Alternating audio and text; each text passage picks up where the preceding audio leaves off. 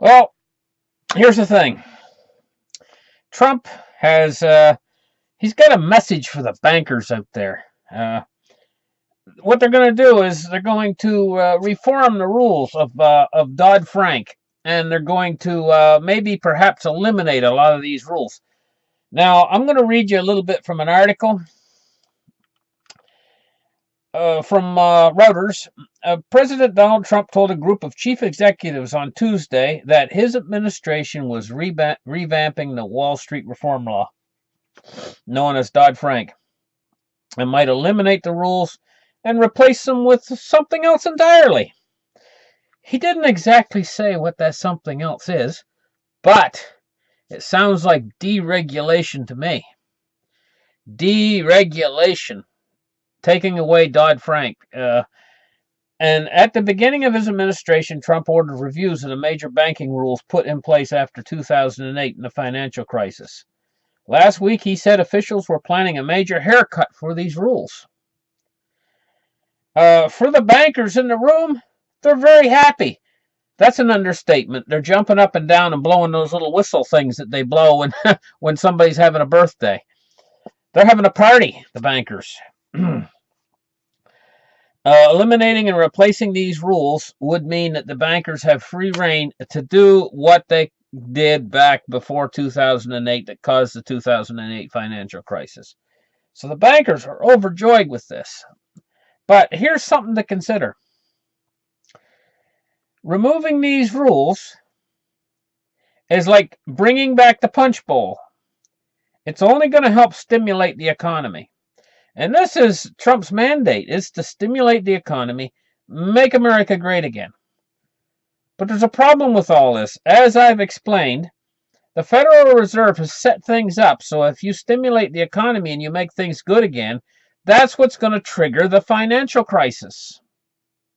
That's the trigger, is making things good again, making America great again, bringing back the jobs. Money starts to flow. What they did was with all those years of storing away that money, it's almost like, my way of explaining it, it would be hard to explain, but it's almost like if somebody were to take casks of gunpowder, what they used to call and put them away on a ship or something. If they put hundreds of casks of gunpowder away on a ship, they're storing energy in that ship.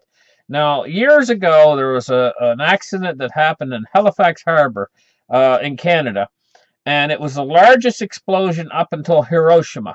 It was a monster of an explosion. In fact, it might have been almost as big as Hiroshima. And it was a ship that was full of gunpowder that was in the harbor.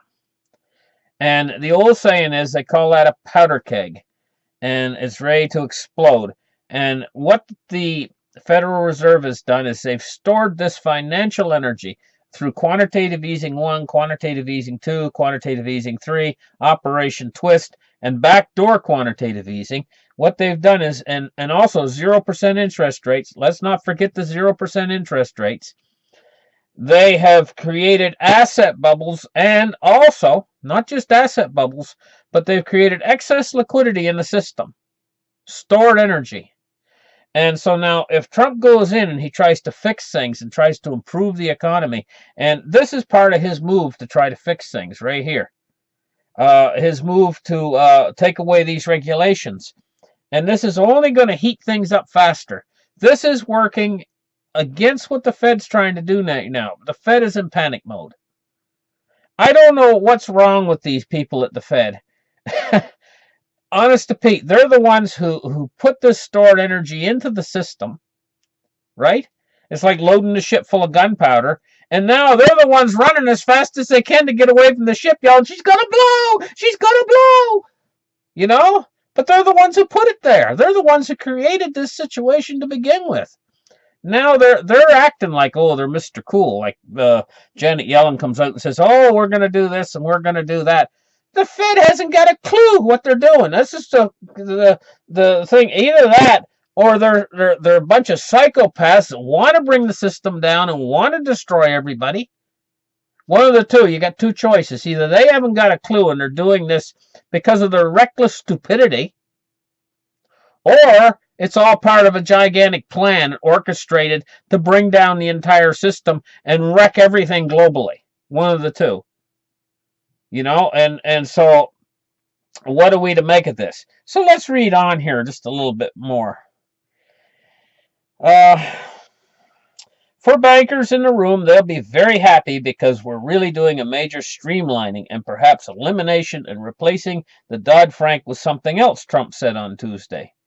That will be the minimum, but we're doing a major elimination of the horrendous Dodd-Frank regulations, keeping some obviously, but getting rid of many, he said. Well, the bankers are going to rejoice. So the White House is not unilaterally able to upend Dodd-Frank's rules, almost all of which are implemented and by independent regulatory agencies like the Securities and Exchange Commission and the Federal Reserve. Well, the Federal Reserve and the Securities Exchange Commission, they almost work hand in hand together. That's my estimation on it. A sweeping change of the law will require congressional action, though in some cases regulators also have wiggle room to make changes through formal ruling-making processes. In February, Trump issued an executive order requiring Treasury Secretary Steve Mnuchin to consult with U.S. regulators and submit a report outlining a proposal for possible regulatory and legislative changes that would help fuel economic growth and promote American business interest. That report is due to be released in June, will likely serve as a blueprint for possible changes down the road. Congressional action on a Wall Street bill is not expected in the near term as Congress focuses primarily on health care and tax reform. Well, see, this is right about Congress. Congress is like, they can't do two things at once. They could never do two things at once. Their mind is like almost like an imbecilic child that can only pick his nose. He can't pick his nose and do something else at the same time. They're only capable of doing one line of thought, one thing to a time. And right now they're focused on health care and tax reform. So they're done. I mean, that's it. They can only focus on health care and tax reform. I mean, they have to get out to the golf course every afternoon. And I mean, they can't work for more than 1 hour a day. Heaven forbid. I mean, if they have to go for 2 hours a day, I mean, and sit there through this monotonous baloney that they talk about all afternoon, they got to get out to the golf course. So Congress's hands is tied on this. They can't possibly do more than one thing at once.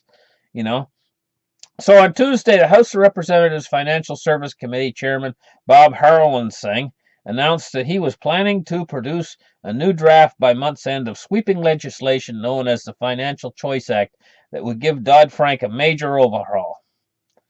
A new draft of the bill would largely defang the Consumer Protection Agency Bureau's supervisory powers and make the director removable at will. It would also revamp bank stress testing rules and loosen security regulations to help companies raise cash. Well, this is all the stuff that they had done back when before Ben Bernanke, the chairman of the Federal Reserve. I'm trying to think of his name right now. Anyway, he removed a lot of these problems, and this is what set us up for the 2008 crisis. This exact same thing that they're doing right now. So anyway, but this is only going to move to stimulate the economy because there was good times back then before 2008. That all did stimulate the economy. Tremendously, it stimulated the economy and moved us upwards before the crash, but this is the way markets do work. So thank you very much for listening. Like and subscribe, and we will catch you in the next article.